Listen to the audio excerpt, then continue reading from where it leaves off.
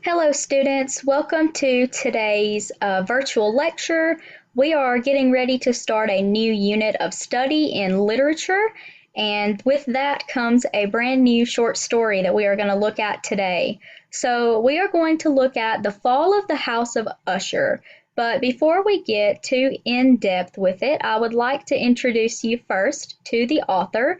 So, everyone say hello to our good friend Edgar Allan Poe. So I thought you all might enjoy this meme. When it rains, it poes.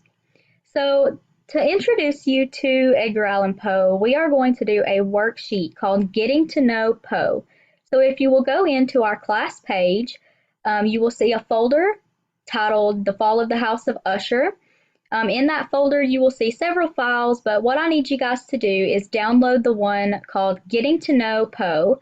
You will download that, and on your worksheet, there are detailed instructions to lead you to a link. This link will take you to a web page that I have already reviewed and checked out for you guys, and you will be using that web page to answer questions about Poe and his life so that you can explore about him and get to know him.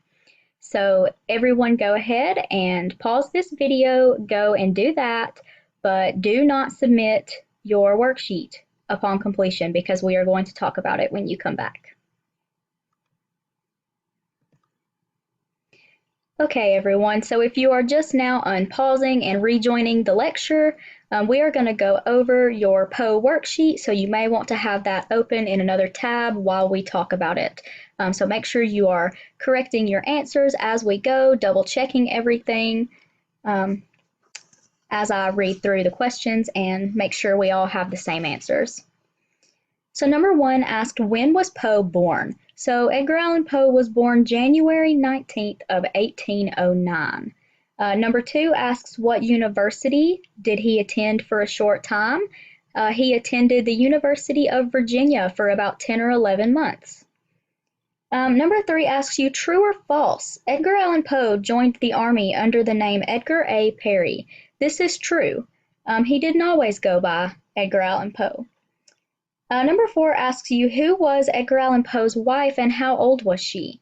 So he actually was married to his 13-year-old cousin, Virginia Clem. Now today, we don't typically hear about people marrying their 13-year-old cousins, but in Edgar Allan Poe's time, this was actually the norm. It was considered normal to marry a distant cousin within the family. Number five asks, Poe's The Murders of the Rue Morgue is considered to be the first what? So this short story by Poe is considered to be the first detective story. So as you did your reading, hopefully you noticed that he was big into the supernatural and horror stories and apparently detective stories. Number six asks you, what was Poe's most famous poem? Arguably, his most famous poem is The Raven. Many of you may have read that in other classes leading up to mine, and you may read it in the future, but if you have not had a chance to check that out, I definitely would encourage you to go and read up on The Raven.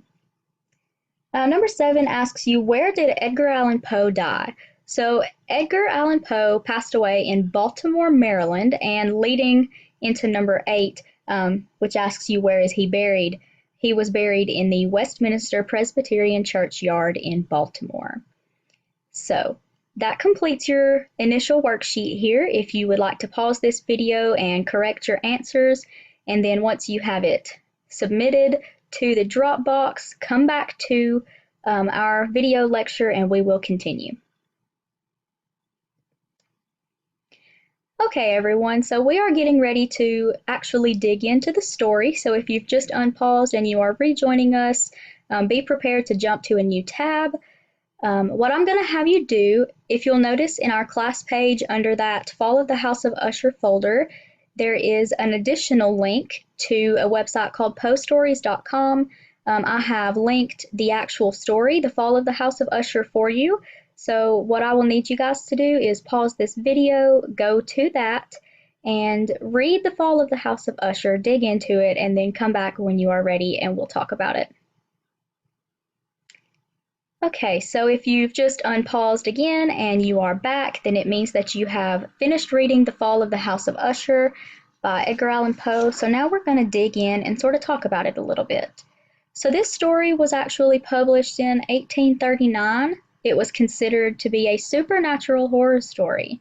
So hopefully as you read it, you could definitely tell that it was a little spooky. It was meant to be a scary story, but maybe you missed the supernatural elements. So we are going to talk about that very briefly. So we know that Roderick Usher was plagued with thoughts that the things in his house were out to get him. This has been interpreted as a psychic ability, almost like a sixth sense that the character may have had. And then, of course, we also know at the end of the story that once Usher passes away, as does the house falls apart, right?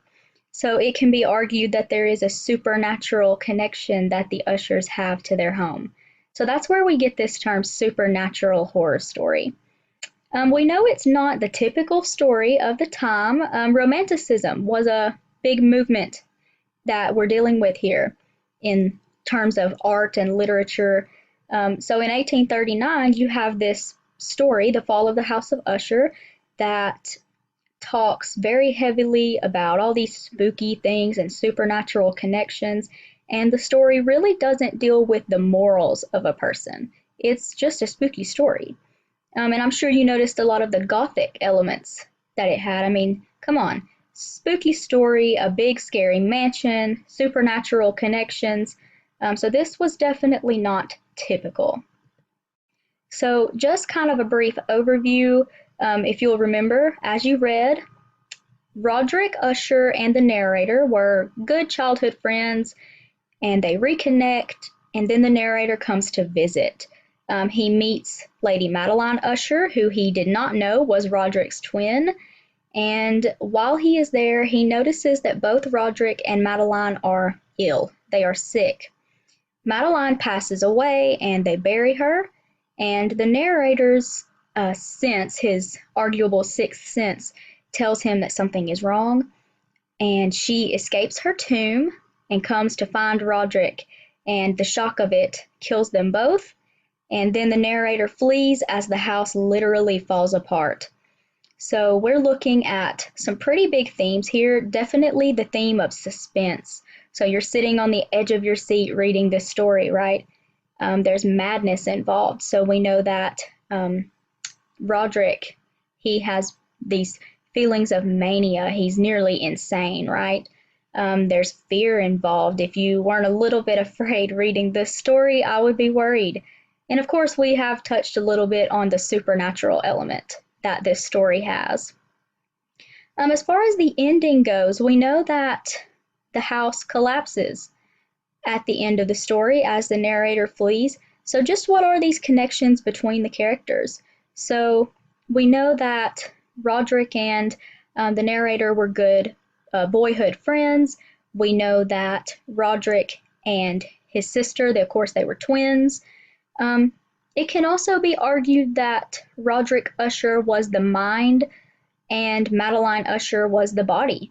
He had the mental illnesses, and he was plagued by terrible thoughts, and she felt the physical effects. We know that she was plagued by a physical illness.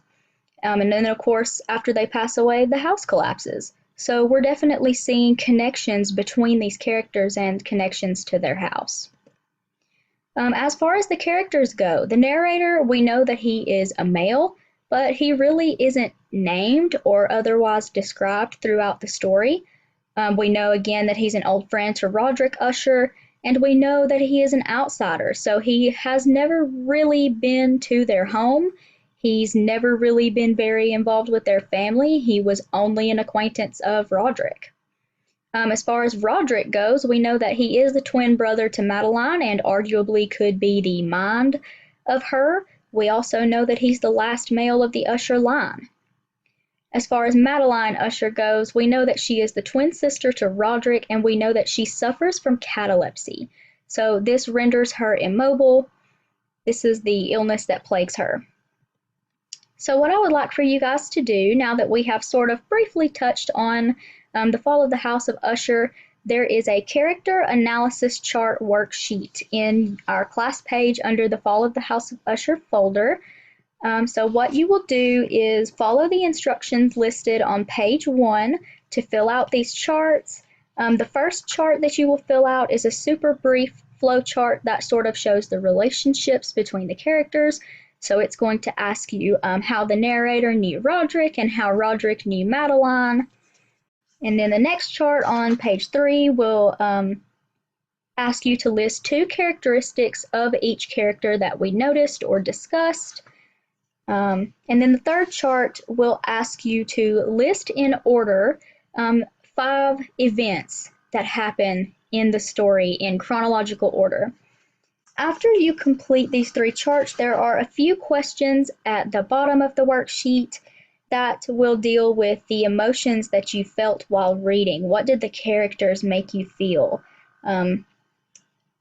Talking about the narrator coming to visit Roderick, why is that important?